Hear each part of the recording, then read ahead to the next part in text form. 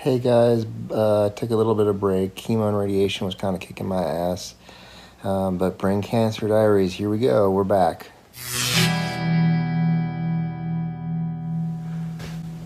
Okay, guys, welcome to episode 6 of Brain Cancer Diaries. I've been on a little bit of hiatus. Like I said earlier, this chemo and radiation last few weeks really took out of me. I'm in bed, a different bed. This has actually been pretty good for me. So it's just a quick update on my status. I was tired. I'm tired of laying around. I just feel like I've been in bed nonstop. So I got to get back at it. You see, I'm working a little bit on my mustache for Movember this year. Has a extra special meaning for me, obviously. So don't forgive me for being a few days ahead start. I'm just excited. But anyway, so what I got ahead is I got a slight break from chemo and radiation. I'm back on chemo here in about 4 weeks. I'm feeling good. I'm just really fatigued more than anything. I'm spending way too much time in bed. Getting back to that battle of, do I stay in bed, get out of bed? How much is pushing too much? How much is pushing enough? I lost some hair since the last time. It's starting to grow back. So that's all good. I was going bald anyway, so who cares? So just an excuse to, I guess, just keep it buzzed the rest of my life. So anyway, this episode, Faith and Chaos. I'm not going to get too religious on this, although I could, but I don't think many of you really want to hear my take on religion. I've kind of always been I have a very sort of unique take on religion. But I don't want to offend anybody with my thoughts on things. But anyway, still, this whole experience has really got me thinking about a lot of things, and actually changed the way I think about faith a lot too. But then also the other part of that is chaos, which I think is, sort of, if you look at it, people towards one end of the spectrum, you have people who are super religious, maybe a church going folk going every single week, to the atheists who are more of the dirt and worm sort of types. And everything's very scientific. My own personal spectrum of beliefs is somewhere in the middle. But anyway, obviously going through something like this shaped something into this. I think I had been kind of starting to shift a lot more after seeing my father die in person. It kind of shifted me more towards this sort of scientific earth and worms. I know for some people it has an opposite impact. But then I would say this whole experience has kind of shifted it back towards the other direction, because there's been just a lot of weird sort of coincidences and things that just make me feel like there's a reason that happened. Interestingly enough, a lot of them are related to my lovely wife, Cecily, her father and her family, which is kind of odd. You would think that maybe my family would be more involved. But no, I've gotten some visits from them, but I've been visited a lot by her father, who actually died when she was quite young. I feel like he's been my guardian angel in all of this, and there's just been a lot of coincidences along the way. I feel like he's been a real protector towards me, so that has shaped. And then obviously there's all these other sorts of things that are kind of go on when you go through an experience like this, like why me, why not me.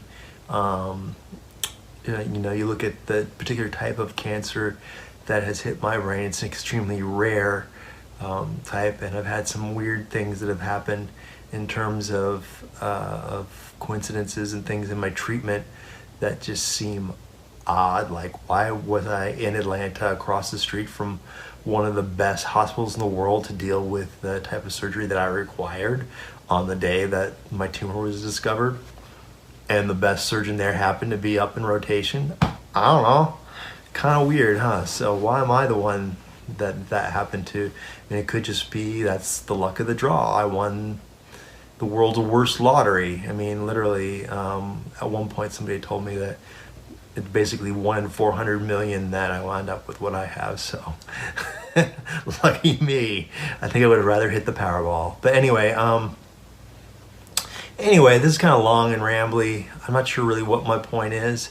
But this world is full of chaos, and I think it comes back down to gratitude, which is something that I've been trying to focus on a lot more, because there's been a lot of ups and downs in my recovery.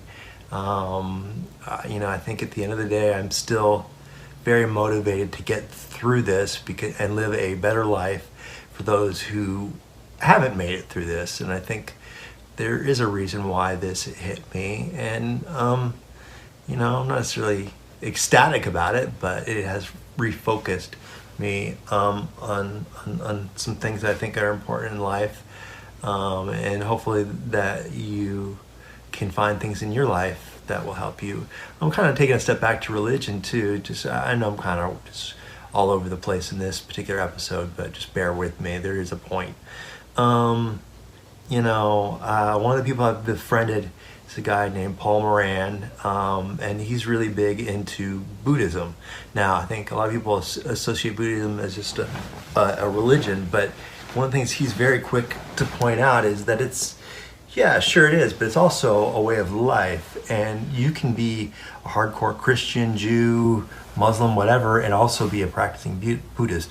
All it means is that you're working to be more mindful of yourself, more mindful of others, more grateful. And that's been something that's actually helped me quite a bit find peace in this, and also kept me focused on getting lost in some of the depression that is accompanied. Like, you just start to wonder, like, am I ever going to get better from this? Because some days it just seems like they go on forever and you're not getting any better. But I am getting better. So, and then I think focusing on the mindfulness and being grateful for the good things in my life, grateful for the opportunities that lay in store for me. They give me hope, they give me strength to get through the day, carry on. Sounds like I'm singing a song here, huh? Anyway, you light up my life. But anyway, I'll stop. But anyway, just something to think about. Bad things happen to good people. I feel like I'm a good person. I feel like this experience is going to make me a better person.